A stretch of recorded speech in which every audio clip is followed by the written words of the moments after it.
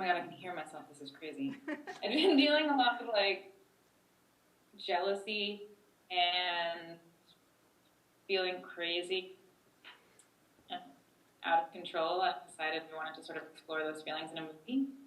Cool. So I wrote an outline, then I wrote like part of a script, and we shot for a week, and then we took some time off. We shot for another week, and it was like a combination of scripted stuff and improvisation, and Cool. I had a lot of fun. Did you? Yeah, I mean, what was cool about the process of making the movie was that, like if you have a big production with a lot of money behind it, you have a script and then you just do the script. This was a more organic process where we would do some stuff that was scripted, shoot it. If it wasn't working, we'd play around with it, improvise, shoot some more, take a break, come back, rework the material. It was much more like creating the movie as you went kind of thing. Sure. Doesn't mean we tried less hard. It was just more, since it was so few of us and we were all knew each other so well, it was just that kind of process. Nice. Well, I think the feeling of the film, I mean, it doesn't feel, I mean, certainly it doesn't feel clunky in anywhere where like scripted material doesn't mesh with, unscripted material. I think it's like pretty beautiful in that way. Yeah. I had another. Oh yeah, go ahead. It was scripted, like some stuff I shot the first week, and I thought it was too rambly, so I went back and sort of took the dialogue and sort of took what I thought was good from the improvisations and then parsed it down and wrote a script based on the improvisations. So I guess by the end, less of it is improvised than scripted. Gotcha. Do you have any interest in, or do you feel comfortable talking a little more about like feelings of jealousy that you were exploring, or like where those came from, or I mean, is that a point of departure you want to go to? Or? Sure. Sure. I guess two things. One is that I've always been really jealous. Like, I can remember when my best friend won a raffle in kindergarten that I didn't win, and just like sobbing during nap time and just feeling so mad at her, like it was a huge betrayal that she'd won. And so like it's always been part of me, but then also the particular sort of romantic jealousy that I felt was Larry had made Gabby on the Roof in July, and he did a much more extensive rehearsal process where he would go off with other actors, and he didn't tell them what he was doing because he wanted to secret until he wrote it. Do you guys hear that beeping? Okay, Yeah, what is it that? just stopped. I don't know. I had no idea. Well, we're good now, I think. I don't know how I feel there. It's a AV curveball. But so I got really violent and I got really jealous. I started to sort of destroy my relationship with Larry because I was so irrationally jealous. And I also cut myself from having positive female relationships because I was so threatened by these women. And luckily Larry's really patient and didn't break up with me and let me work through it. And then once I did, I was like, oh, this sort of ties into like the horror movie tone. It's just like I felt like I had become a monster. I had become a completely different person, totally out of control.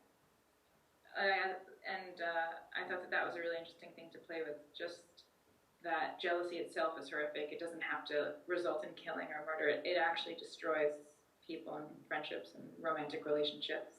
Yeah. Mm. You looked like you were about to say something, Lawrence, when she was talking. I don't know, like you maybe not. No, sorry. I did. I don't know. Maybe not. I have one more question I want to ask you before we open it up to the audience and have people kind of stream down here and throw some other things at you guys. But can you talk a little bit about like the non-narrative imagery? You know, like the cutaway that you used, and stylistically why you used it in the ways that you did. I mean, I don't know. I have my own ideas why that was used, but I'd be interested to hear what you think, or I mean, not what you think, what you did. Does Nandan talk about that? What's up? Does not? Yeah. What the cut? You shut the nation. You're talking about the nature stuff? Yeah. I mean, to me, I read it as sort of this like this calm and this state of serenity that this character was like never able to enter. You know, like so it I don't know. Well, I'll say a little bit, and then if Ben wants to add, should he like went off on his own and all those shots Cool. over a bit Yeah, really early. hop in here. She should go. But I guess we talked a little bit about how nature is sort of a dichotomous thing about. Like, on one hand, it was really peaceful and serene. On the other hand, scary and animalistic. And we talked, I don't know if we talked about it or if not, I don't remember. Intuited. We did.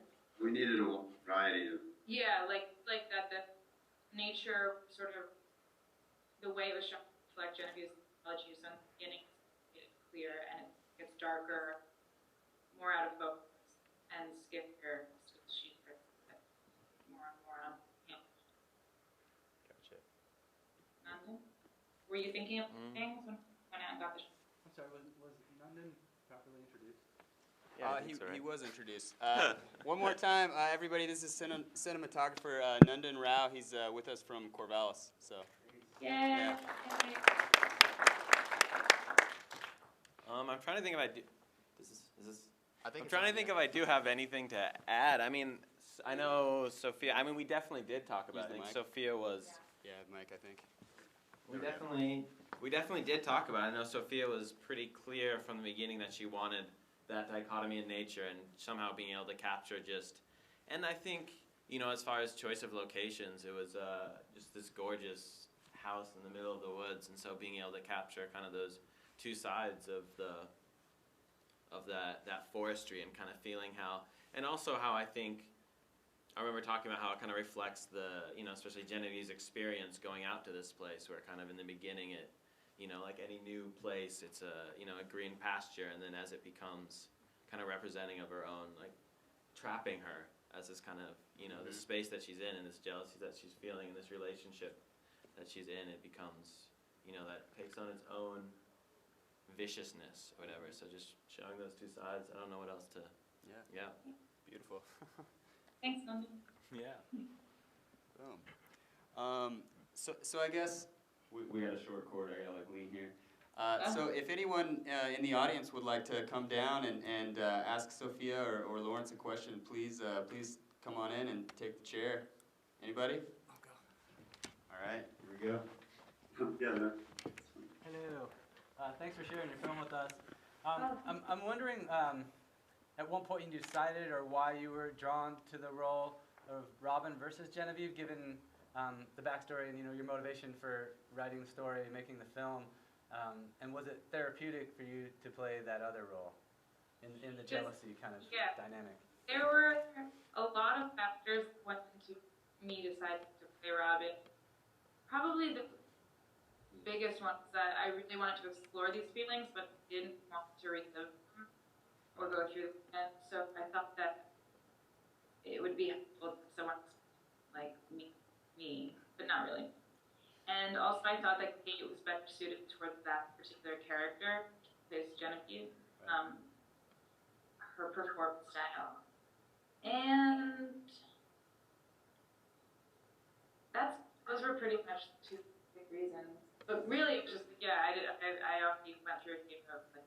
So was it a therapeutic process? I mean, did you come out feeling It like was you so therapeutic. Like, there's a scene, the last scene between Kate and Larry. Larry really wasn't wearing any underwear at all, and I didn't get jealous at all. Even though like he'd been doing sex scenes in the other movie where like there were pillows between him and the other woman, and I just like got so jealous. But then like I'm still jealous. After the movie was over, like I'm less jealous, I guess. You just have to be making a movie all the time. Yeah. I think it was that she was in control of that situation, that she set it up. Maybe that made you feel. But I'm still less jealous or less violent. Yes, but set up a good movie or just growth as a person? Well, I think the And movie be like helped grow as a not person. allowing you to, Yeah, I don't. not allowing, but our relationship growing and like working through these issues. Right, but but I think make the movie part of that. Also, this is something that I wanted to explore in the movie, and I think making the movie helped me with this, is that Genevieve doesn't really have anything outside of her relationship. She's invested her entire identity in the relationship, and I think that that makes her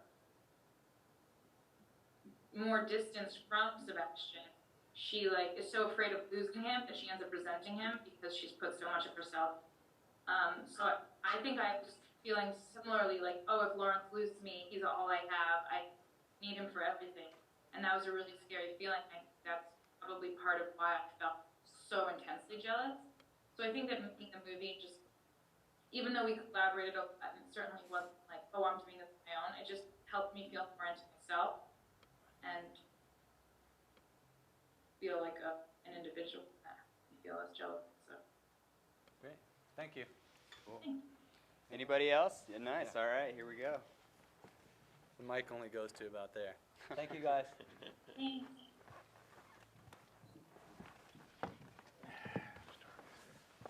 The mic, fix the mic. Hi there. I grew up in the New York area, and it's kind of interesting. As I grew up, I wasn't afraid of the city. So, as far as meeting people, just the whole the city, it's remarkable because there's so much you can learn. There's so much culture. But in your movie, it was interesting that when it started out, the people from the city were cautious. It seemed they were cautious, they were reserved, and the country girl was the one that was stepping forward and seemed relaxed, and she didn't have all that city, I'll call it garbage, because there's a lot of paranoia. There's all the things that go growing up in a city, but yet you seem to be so relaxed in the beginning and starting conversations with them, warming up. You were the one that more or less was taking control in the beginning. Yeah, I think. Did that make sense? Yeah, we were. It's you have this conversation of city versus country, but I think Sophia and Kate and I were trying to create characters that have their own personal history and their own issues. So we didn't think of that. None of them as city people, but there are some city people like Genevieve who are totally shy and reserved, and there are some country people who are totally outgoing. And I think Sebastian is pretty. I don't think he's obnoxious or shy. Actually, he's sort of obnoxious. Well, something that we talked a little bit about was sort of using intellectualism, cultural touchstones as a way of placing yourself above other people or distancing yourself from other people rather than as a point of connection. Using, just in general, using art as a way of making yourself look better than other people. So that's the thing that I think we thought about for Sebastian's character, and because Genevieve, she has to be perfect for Sebastian, she sort of mirrors that in her own interaction. Yeah, yeah. Go ahead. Sorry. I was just going to say that sense of it's using intellectual ability or using cultural knowledge as a weapon to keep other people down. I think that Sebastian is really interested in Genevieve's appearance and what it seems like she knows, and he's much harder on Genevieve than he is on Robin, because Robin is a reflection of him. I think he's the kind of guy whose girlfriend is like a trophy, a little bit. Yeah, what's amazing too is we live in LeGrand, Oregon. It's a 12,000 person community, and I've been here since '72. And what's always amazed me is the simpleness of country people as you get to know them. There's a lot more to simpleness than you'd think with people. You're sort of drawn to that. But anyway, thank you. It was a good flick. Thanks. And that's like that. Oh yeah, I have Okay, so. Really reminds me of last year's movie when Tucker was doing Yeah. Yep. Same thing. You were just sitting around back there. it. Probably tag gigantic photos of your guys' heads on Facebook. Watch out. Well, that's all the time we have for now. We gotta get going, but good luck with your guys' screening, and thanks so much for doing this. Thanks a lot. It was really nice to meet you.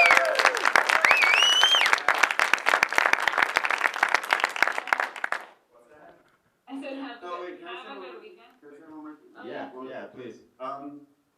I just want to applaud Nandan's contribution to this film. The way he shot it was beautiful images. We were focused on performing, and he was really The best. focused on Just the best. visually depicting it. So if you want to talk to him about all that, how that worked in the hallway or whatever, he's a good guy to talk to. He's really, really gifted. So. All right. Thank you. All right, thanks. Thank you.